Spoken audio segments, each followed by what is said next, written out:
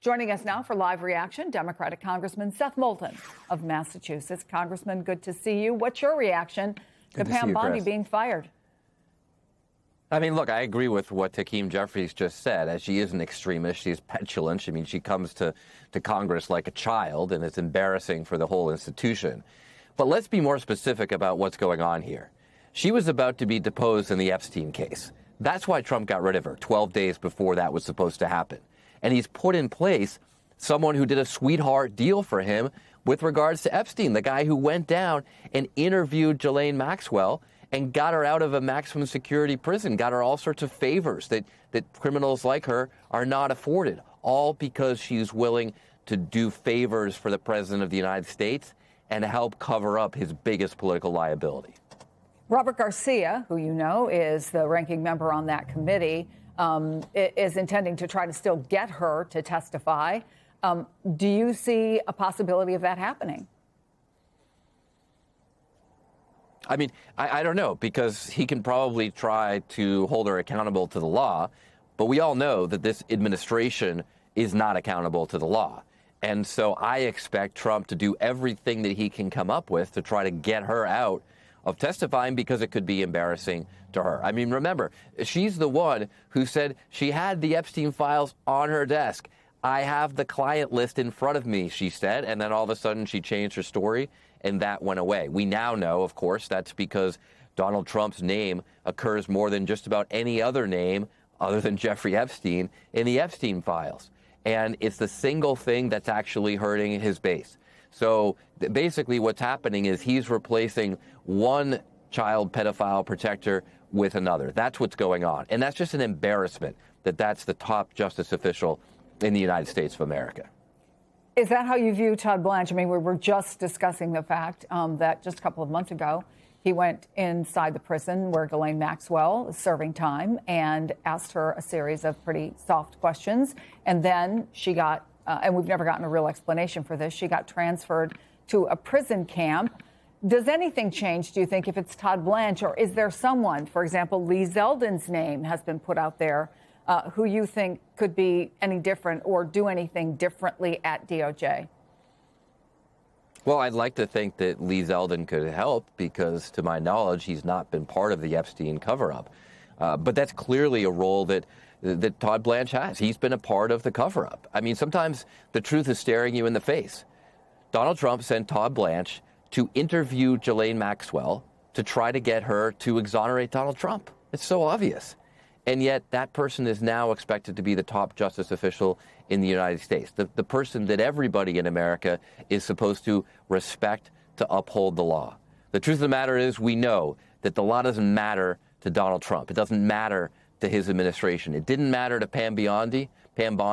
And frankly, from everything we know, it doesn't seem to matter to Todd Blanche either. So before this news broke, the big story today, obviously, was the latest on the war in Iran. And in just the last hour, President Trump posted a video, and we're going to show it here, that he says is a bridge in Iran tumbling down. And then he said much more to follow. And it's time for Iran to make a deal before it's too late. And there is nothing left of what could still become a great country. That message comes after Trump gave that address last night, of course, saying Iran is going to be hit extremely hard over the next 2 to 3 weeks. You're a Marine Corps veteran. What do these messages and conflicting messages from the president signal to U.S. troops? Well, first of all, I know active duty Marines who now refer to Pete Hegseth's department as the Department of War Crimes. That's because under Pete Hegseth's leadership, they do things like this: destroy civilian infrastructure, which, just to be clear, is a war crime. It's meant to hurt civilians. This is the same stuff that we criticize Vladimir Putin for doing in Ukraine. For years, we've attacked Putin because he's the one who's taking out civilian infrastructure in Ukraine, targeting civilian areas, targeting cities, targeting electrical generating plants, exactly something that the President of the United States called for last night in his address. And this is all because Donald Trump has no plan to end this war that he started and is now losing. He is losing this war of choice that he began in Iran. I mean, remember, just a few months ago, the Strait of Hormuz was open. Oil was about half the cost it is today. And he now is beholden to Iran. He's even pleading with China to try to open the Strait of Hormuz. So he's kicked the hornet's nest. He's got his foot stuck in it, and he doesn't know how to get out. So what is he doing? He's resorting to war crimes. It's an embarrassment.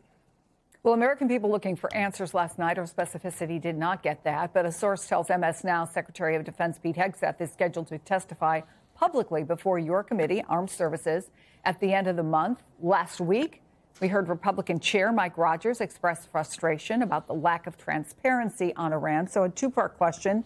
Can you confirm that that testimony is happening? And do you think that you can work together with Republicans to actually get some answers? Well, number one, you can never confirm any promise from this administration because they lie all the time. Remember, this is the same administration, the same secretary who told us and promised us that Iran's nuclear program was obliterated just months ago.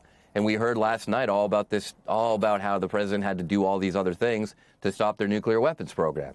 So you cannot trust these guys as far as you can throw them. And it's great that he said he will testify before the committee. I know he's afraid to do so. I know he's afraid of speaking the truth. I know he's afraid of coming to Capitol Hill to just answer questions, not only from Democrats like myself, and I had a lot of fun with Pete Hegseth the last time he came to Capitol Hill, but from Republicans as well, because Republicans also are frustrated. But the question about whether they will work with us to hold him accountable is up in the air, because they absolutely do that behind the scenes. When we have classified briefings with administration officials, Republicans ask really tough questions. In fact, after the last classified briefing we had to the Armed Services Committee, I got a handwritten note from a Republican, a pretty conservative Republican, who said, "Thank you very much for asking those questions, Seth."